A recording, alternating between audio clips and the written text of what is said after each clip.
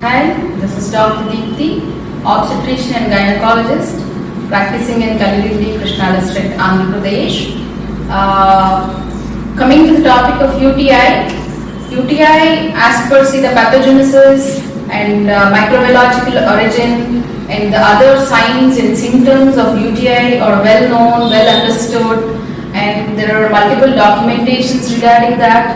I think I need to emphasize mostly on clinical and practical problems we usually come across in diagnosing urinary tract infection and in treatment per se of urinary tract infection. So coming to diagnosis, the problem is especially in semi-urban and semi-rural areas, patient will not approach us directly on the first hand. The thing is they will be consulting firstly RMPs in and around, they will be taking some improper, irregular antibiotic dosage, and next they will be consulting multiple physicians or multiple clinicians for the same complaint, and they'll come to us with no prescriptions available.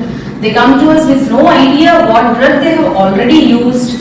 So, and then if we go to laboratory, organisms being isolated, though we send them for culture sensitivity, organisms being isolated and sensitivity part of it, everything will be in chaos.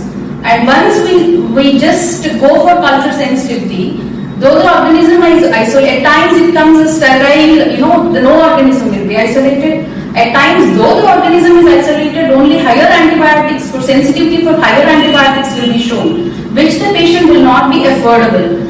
Not at all affordable for simple urinary tract infection. This is what the patient usually feels. For simple urinary tract infection, the doctor is subjecting me to such a higher antibiotic, and which is of high dose and high cost.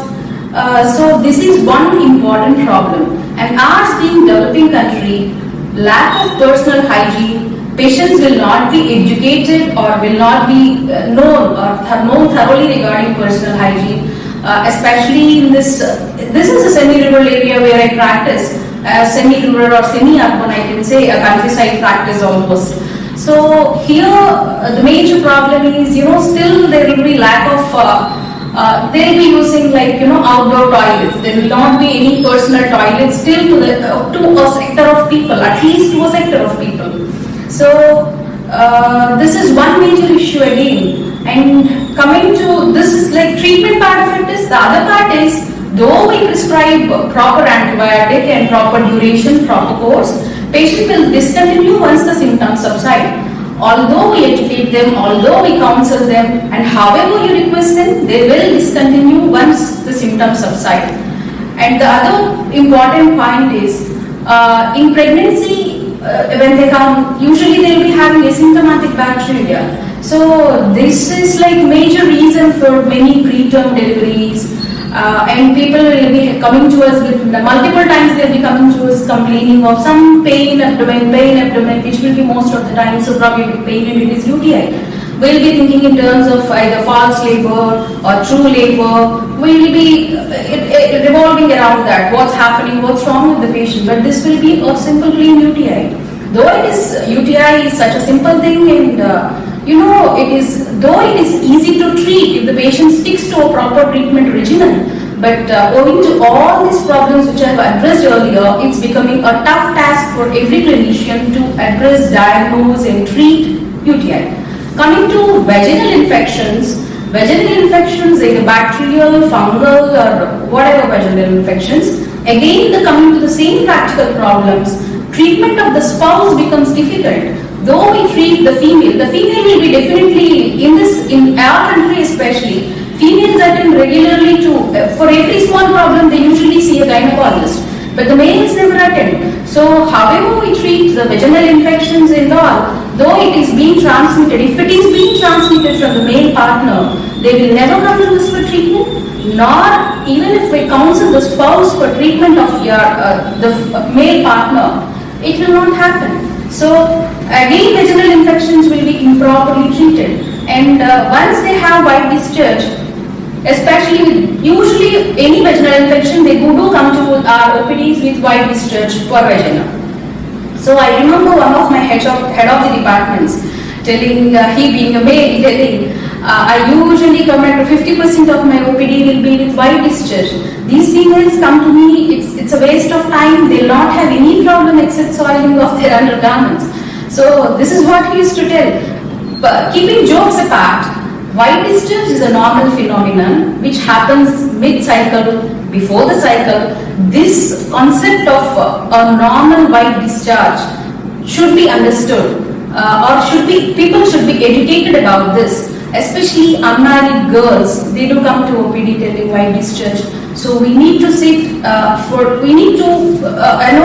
give some time to them and counsel them that this is normal, both the patient and her parents. Both of them should be counseled. It will be normal. A normal white discharge happens during mid-cycle, before the onset of cycle. Of course, the consistency of the discharge varies. And only if it is foul smelling, or if there is any itching, that needs to be treated. This proper idea the patient should be having. We should try to impart, we should try to educate. And once it is diagnosed, the diagnosis should be very sound, profound, and the treatment should be, rather than giving empirical treatment, the treatment should be organism targeted treatment should be given, and a thorough proper treatment, a complete course of regimen to be followed by the patient and by the partner also. So these vaginal infections, obviously UTIs and vaginal infections are ascending infections.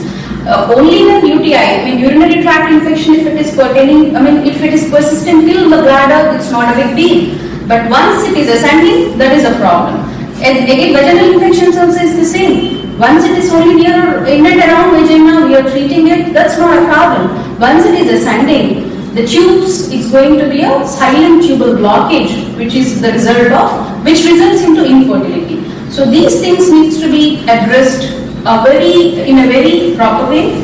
And most often, rather than treatment regimens, antibiotic doses, proper treatment, diagnosis, rather than all this, the basic education and sexual hygiene to be explained to the patients. Even before participating in intercourse, a male partner, hygiene of the male partner, and after intercourse, the hygiene of the female partner to be explained. It should happen as a campaign. Only then some change would come up. And both in vaginal infections and UTIs, as a clinician, I prefer a short course regimens to come up, more and more short course regimens, so that the compliance of the patient would increase. Thank you.